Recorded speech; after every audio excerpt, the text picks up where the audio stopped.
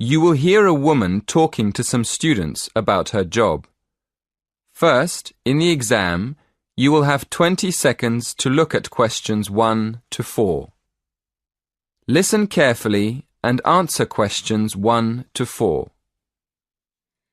Hello everyone. Thank you for inviting me to give a talk in this series of employment lectures. I'm here this evening to tell you about my job. I'm going to tell you what I like about it, what I don't like about it, and what I hope to do in the future. OK, well, I'm a police officer. I've been in the police for just over 5 years, and part of my job is to give talks to students about police work.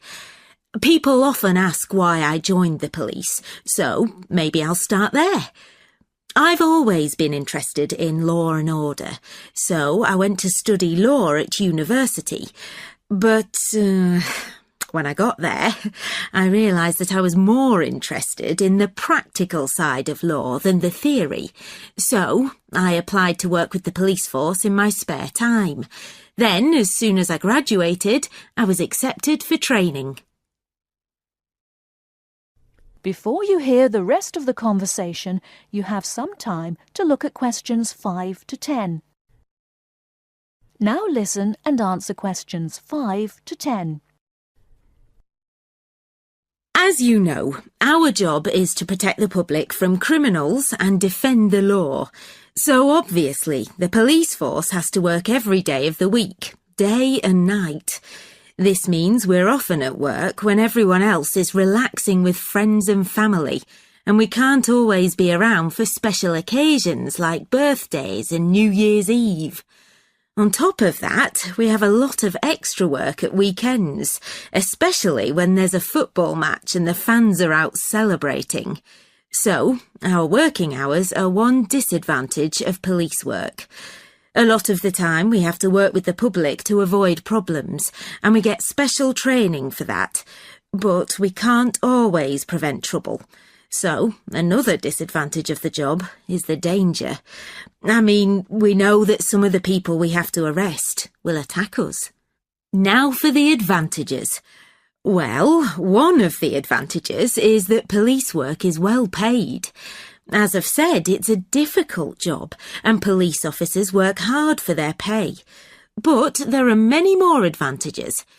For example, sometimes the work's fun, especially when we have to protect famous people from their own fans. I've met quite a lot of celebrities in my job, and I must say I enjoy seeing them close up and finding out what they're really like as people. But for me, the biggest advantage is the job satisfaction. Speaking for myself, I would say I get the most job satisfaction when I help someone, or solve a problem in a community. And in the future, I'd like to train to be a detective. I think I'd be good at that. That is the end of part 1. You now have half a minute to check your answers.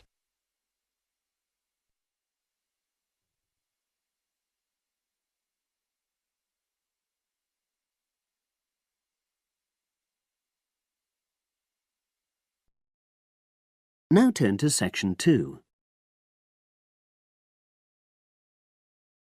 Test 4, Section 2. You will hear a talk on local radio about a short film festival in the town of Adborne. Now you have some time to look at questions 11 to 16. Now listen and answer questions 11 to 16.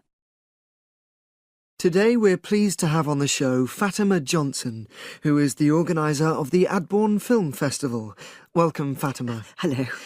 Can you tell us a bit about the background to the festival and what it brings to the town? Well, the festival was started in 1996 by the then Mayor of Adborne, Joanne Smith. She wasn't a filmmaker herself. She'd actually been a very energetic tourism development officer for many years. But Adborne had run a classical music festival, which had been becoming less and less popular in recent years. Joanne was looking around for something to replace it, and to use funds allocated to it to promote something which local people can enjoy. Great. So, tell us about the festival nowadays. Well, it's held in the last 2 weeks of August every year, and short films from all over the world are shown in 3 places, in the theatre and our 2 cinemas. Several films are shown in one performance, and the whole thing lasts about 90 minutes. Tickets are very reasonably priced. Under 12s used to get in for 50p, but now we charge just £1, which is still very good value. £1.50 for students and £2.50 for everyone else. Performances are advertised all round town and also on our website, www.adbournefest.com. If you're interested in attending any performance, you can buy tickets online, of course, and you can also get them in the library, which is right next to the main shopping area. I'm afraid this year tickets are no longer available from either of the 2 cinemas because of restricted opening times.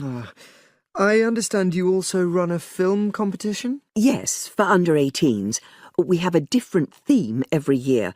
Last year, for example, the theme was Future Planet, and the winner was a 10-minute documentary encouraging youngsters to be more aware of environmental issues, focusing on getting school kids to cycle to school instead of going by car. This year, the theme is Sporting Nation, so there'll also be lots of ideas to choose from. Now, we're always on the lookout for new local talent, so if you live in the Adbourne area and are under 18, you should have a go. We have an excellent prize every year donated by local businesses, shops, hotels, etc. This year, you can win a high-spec movie camera worth over £800. Application forms are on the website, and the deadline for sending in your film to enter the competition is the last day of July. It's May now, so you'll have the whole of June to be working on it. Now you have some time to look at questions 17 to 20. Now listen and answer questions 17 to 20. And what are the judges looking for? Well, although we choose very topical issues like the environment, we're not looking for propaganda, trying to get people to do something. Instead, we're looking for a new angle, a fresh way of looking at a theme. And of course, because it's a short film festival, it's not really about a fully worked story with well-rounded characters. It's more about good photography, conveying things visually. And who judges the films? A panel of 3 people who know a lot about film. We've used the same judges for many years, and we're very happy with their expertise. One thing we probably will change next year, though, is we want to add another class and another prize for older filmmakers. We'll keep it at a maximum of 10 minutes, though. The length works well for our festival. We also want to use different venues for the film shows, such as community centres and at least one school. It might make performances more accessible to a wider audience. We did explore the possibility of having late-night showings, but that's unlikely to happen in the coming year. So, as I say, if anyone's interested in submitting a film for our competition, go onto our website and you'll be able to access everything. That is the end of section 2. You now have half a minute to check your answers.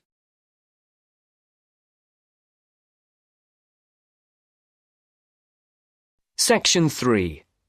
You are going to listen to a conversation between a tutor and 2 students. In the first part of the discussion, they talk about a fellow student. First, look at questions 21 to 23. As you listen, answer the questions. Write no more than 2 words for each answer. Francis and Steve, hi. Now, before we start the tutorial, Am I right in thinking that you haven't heard about Lorraine? No. What about her? She's already left. What? Well, she hasn't told anyone. You sound surprised. Weren't you half expecting it? Yes, but she could at least have told us, though. We've been on the course together for the past 3 years, and it would have been nice to know. She always was the sort to keep herself to herself. Yes, I know what you mean. Did she give any reason? Well, she got that job. What? Yes, and she's been given permission to leave, as there's only a week to go before the end of the course. But she'll be back for the exam week. Oh, well, we'll just have to catch her on the mobile after the class. She's gone back to Wales first. Oh, dear. We'll get hold of her on the mobile. She did say that it might not be possible to contact her for a couple of weeks. Oh, OK. If that is what she wants. Before the conversation continues, look at questions 24 to 30.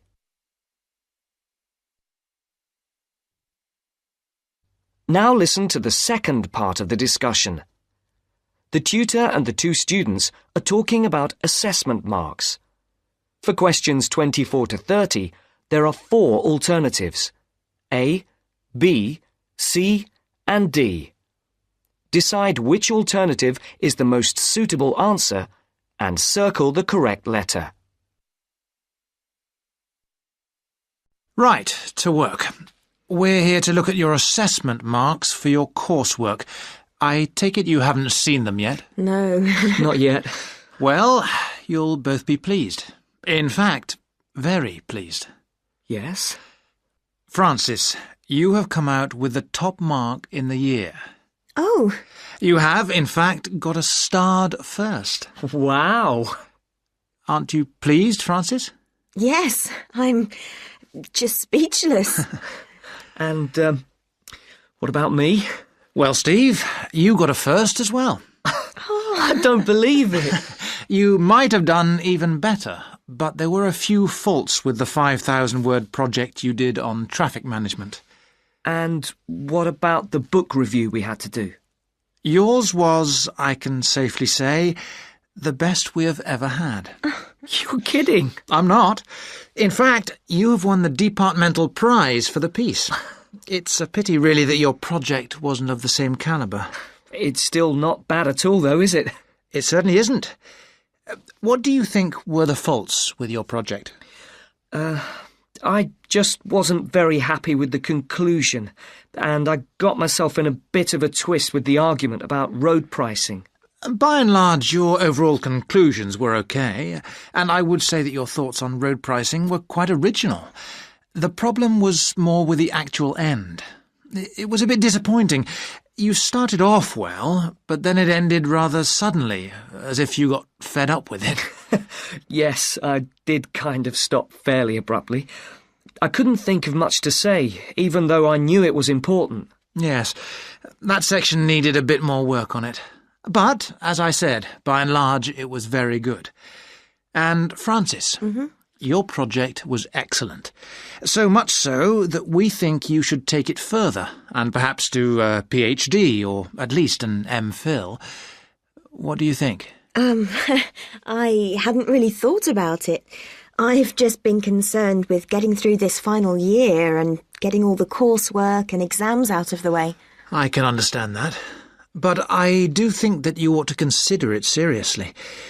If you perform as well in your exams as in your project work, you're on course for a first. Do you think that I'd get funding for it? Well, any grant will be discretionary, but you have as good a chance as anyone else. I'd even say a much better one. If you do get a first, it'll be the only one we've had in this department for 3 years. And I'd be happy to be your supervisor. Thanks. I'd like that. Do you think I should start applying for it now, or wait until after the exams? I think you must really start thinking about it as soon as you can. And Steve, what about you?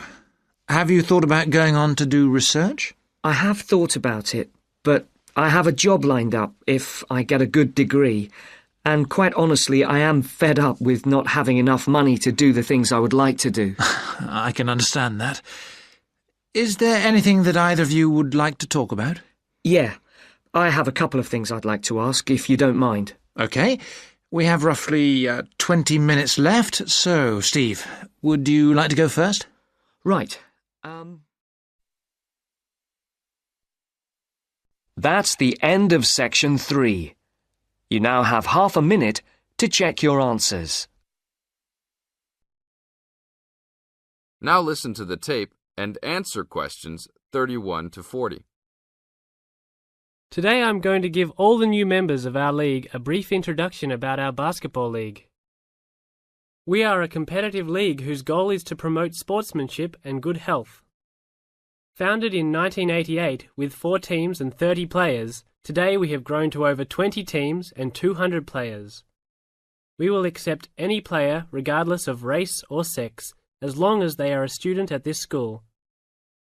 There is no maximum age. As long as you are still fit, you can play. But we do require all players meet the minimum age standard, which is 20 for woman and 18 for man. We expect the best behaviour out of all the players, whether male or female. Hopefully, you will all enjoy the upcoming season and make new friends with your teammates and coaches. Our final date of registration is October 11th. If you have any friends or family that are still interested, don't forget to remind them to register by this date. After October 1, there is a late registration fee of $20 on top of the $200 membership fee. The membership fee includes a team uniform, gym usage fees, and referee fees. All the coaches in our league are volunteers, so please be respectful and don't yell at them if they don't know everything. Please attend your first team meeting on October 15. This will be an important event to get to know your teammates and coaches. The first practice is scheduled for October 18. Please call ahead if you know you can't make it. Our league schedule is as follows. There will be practice every Tuesday and Thursday, and games every Saturday morning.